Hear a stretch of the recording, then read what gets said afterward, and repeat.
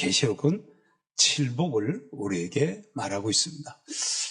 세상적인 복들, 특히 유교에서는 오래 사는 것이 복이다. 그죠? 돈이 많이 있는 것이 복이다. 몸도 마음도 평안한 것이 복이다. 남한테 이렇게 좀 베풀면서 살 수 있는 그 덕이 있는 사람이 복 있는 사람이다.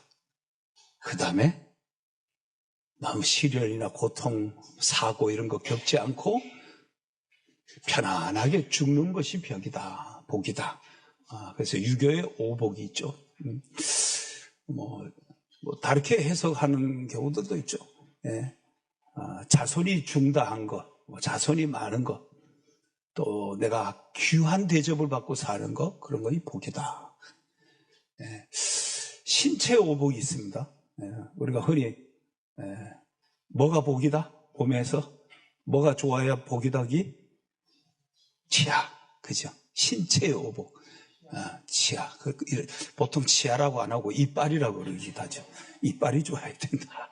이빨이 좋아야 된다. 저도 이제 임플란트 4개 넣고, 그래도 뭐가 지금 시원찮은 구석들이 많아요. 지금 이제 점점 이 맷돌질이 안 좋아지기 시작하는 이런 상태로 가고 있는데, 신체의 오복, 치아, 소화력, 음식 잘 씹어서 소화가 잘 돼야 되는데, 시력, 청력, 이빨도 좋아야 되고, 소화력도 좋아야 되고, 시력도 좋아야 되고, 청력도 좋아야 되고, 그 다음에 마지막 뭐예요?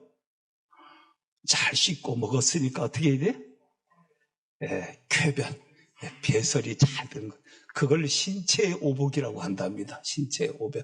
그래야 삶의 질이 좋아지고 활기찬 일상생활을 해나갈 수가 있다는 거예요.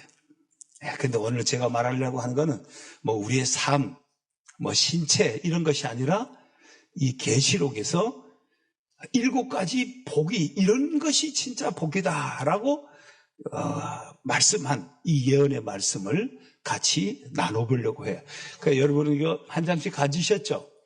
예, 오늘은 공부를 좀 하면서 진행을 해요. 없는 분 있으면 손 한번 들어보세요. 이거 없는 분, 예. 자, 없는 분 손 바싹 예.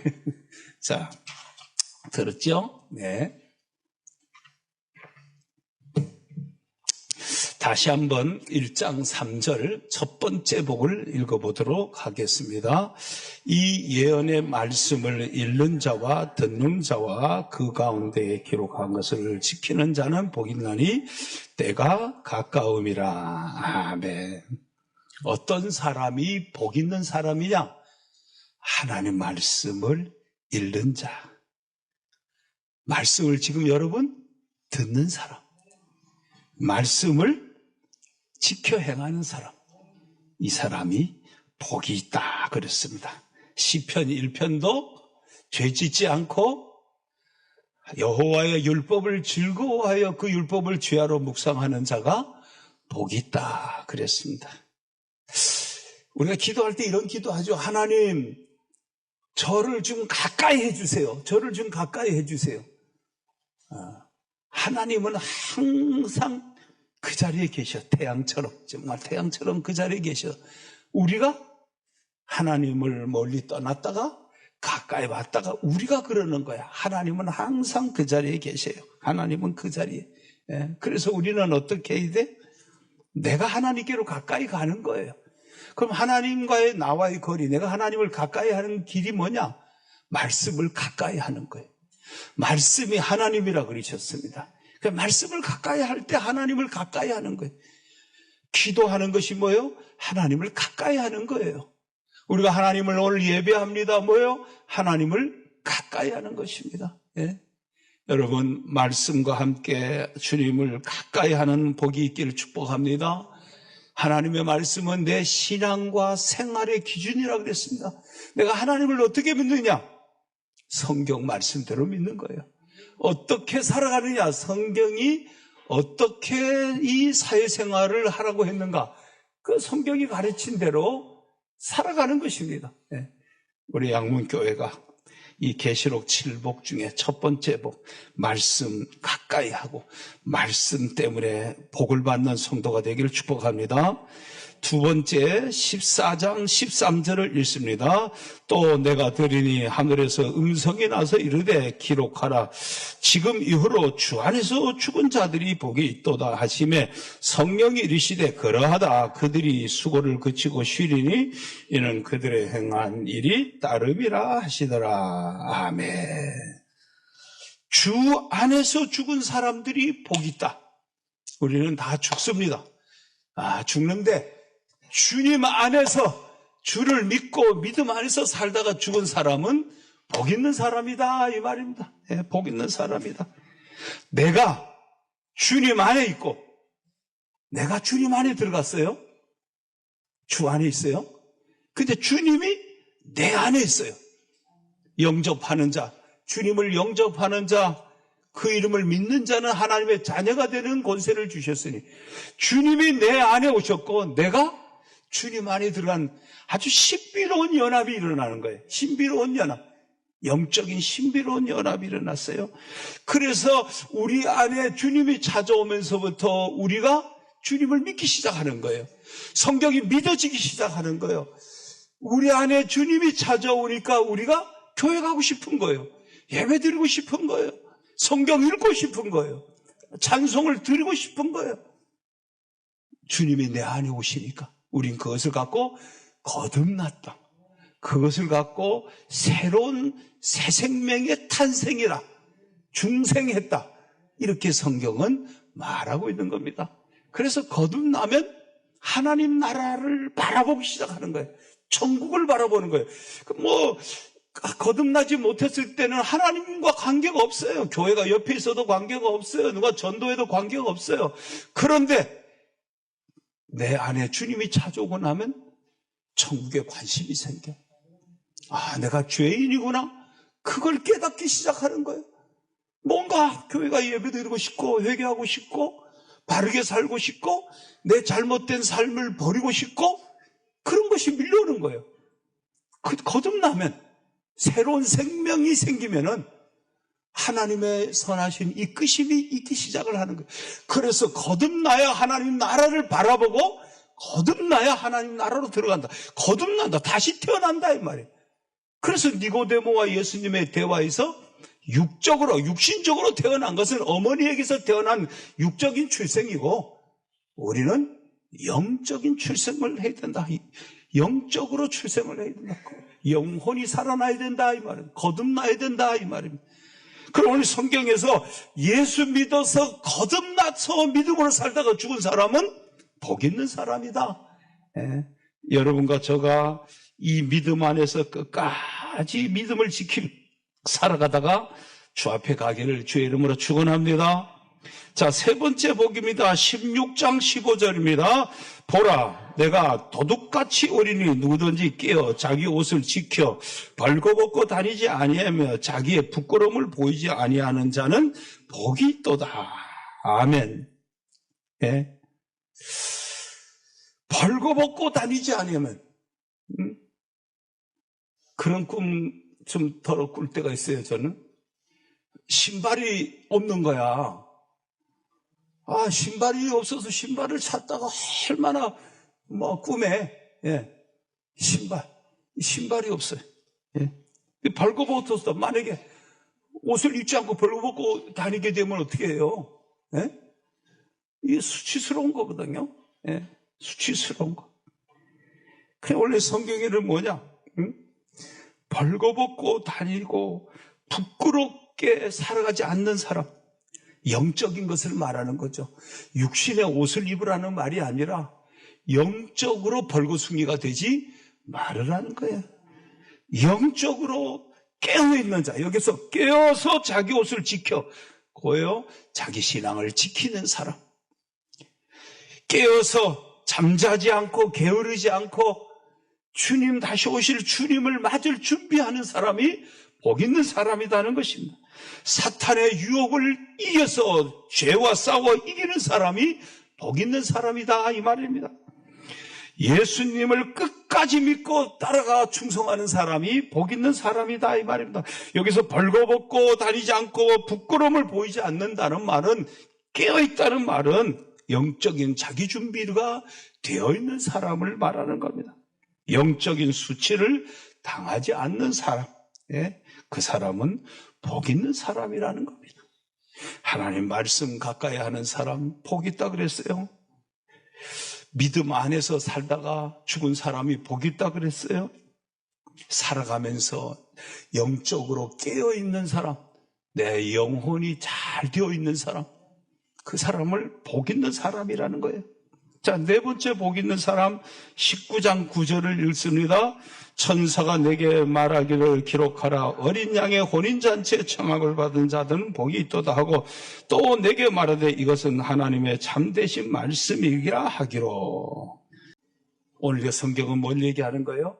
천국잔치에, 하늘에서 열리는 천국잔치에 촉천된 자는 복있다. 예수님을 신랑 되신 예수님이 다시 오실 때, 신랑 되는 예수님, 우리는 신부다 이 말이에요. 영적으로 신부다. 그러면 그 혼인잔치에, 천국에서 일어나는 예수 그리스도와 함께 열리는 천국 하늘잔치에 참여하는 사람, 이 사람은 복이 있다는 거예요. 왜? 거기서 영원한 기쁨과 즐거움을 누리며 살 수 있기 때문이라는 거예요. 그래서 우리가 많은 사람들에게 예수님 믿고 천국 가세요, 예수 믿고 천국 가세요, 그 말을 하는 것은 뭐예요? 천국 가서 영원히 살으라는 거예요. 영원히 영생복락, 영원한 기쁨과 즐거움을 누리며 살아가라는 것입니다. 그 사람이 복이 있다는 거예요. 이 땅에서 예수 믿고 사는 것도 복이고, 죽어서 천국 가는 것이 복이다 이 말입니다. 여러분, 그 특권층이 누리는, 초청받은 자, 특권층이 누리는 복을 여러분도 받아 누리는 줄 믿습니다. 자, 다섯 번째 복입니다. 20장 6절입니다. 이 첫째 부활에 참여하는 자들은 복이 있고 거룩하도다. 둘째 사명이 그들을 다스리는 권세가 없고, 도리어 그들이 하나님과 그리스도의 제사장이 되어 1000년 동안 그리스도와 더불어 왕노릇하리라. 아멘. 여기 보면 1000년 동안 그리스도와 더불어 왕노릇하리라. 그래서 1000년 왕국, 이런 말을 여러분이 들어보셨을 겁니다. 우리 대다수의 많은 이단들이 이 계시록에서 이제 나온다, 그런 얘기를 합니다. 그만큼 계시록을 해석하기가 쉽지가 않다는 겁니다. 저도 여러분하고 교회에서 계시록 말씀을 그렇게 많이 나누지는 않았어요. 왜 많이 안 나누냐? 신학을 공부하면서 계시록 공부를 하고 많은 책자가 나와 있는데, 결론은 뭐냐? 해석의 다양성이에요. 그럼 성도들한테 신학생이면은 이 다양한 해석, 한 가지를 가지고 3개, 4개, 5개씩 해석을 해야 되는 걸 여러분한테 다 풀어주기에는 굳이 그 해석이 여러분의 신앙생활을 하는데 꼭 필요할까? 근데 이단들은 그 나름대로 그 해석을 아주 집중적으로 하죠. 그래서 이것만이 진리라고 가고 있죠. 그러나 저는 저 자신도 정확하게 무엇인지 다 모르겠고, 이 계시록의 내용 중에서 그래서 아는 정도의 부분만 여러분과 말씀을 나누고, 나머지는 그냥 이거 몰라도 천국 가는데 아무 문제가 없어서 그냥 우리 예수님 믿고 천국 가면 되니까 꼭 이걸 알아야 되는 건 아니에요. 여기에 보면 천년왕국이라는 게 있어요, 여러분. 그럼 우리가 이제 그 신자들이 막 이게 교회들이 다 목사님마다 달라요. 이제 따라해보세요. 무천년설.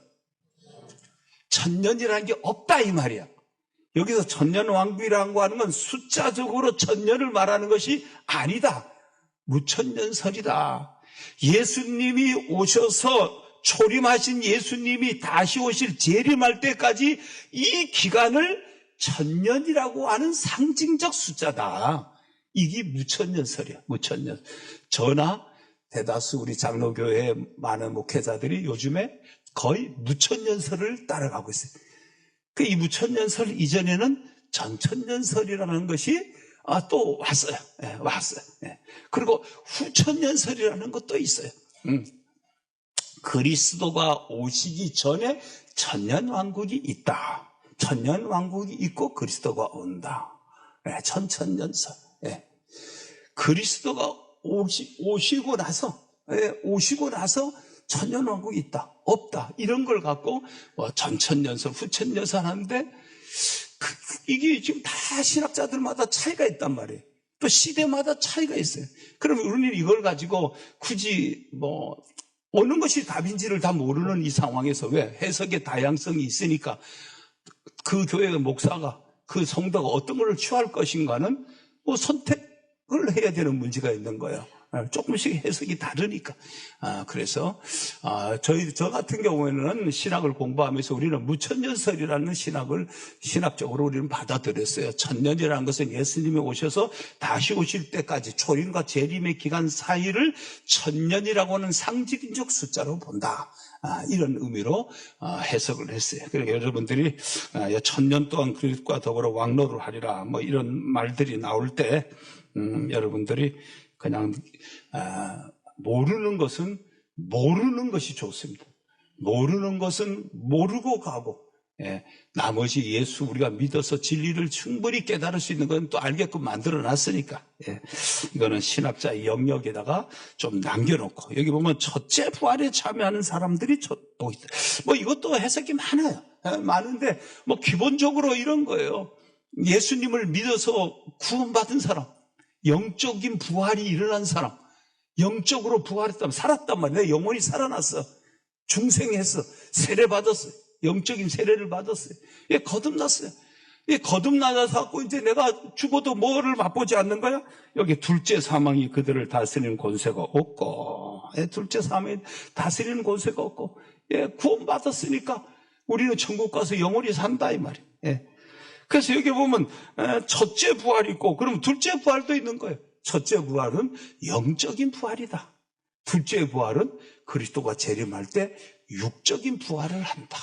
그러니까 우리가 예수님을 믿으면 뭐예요? 거듭났다. 새 생명이 탄생했다.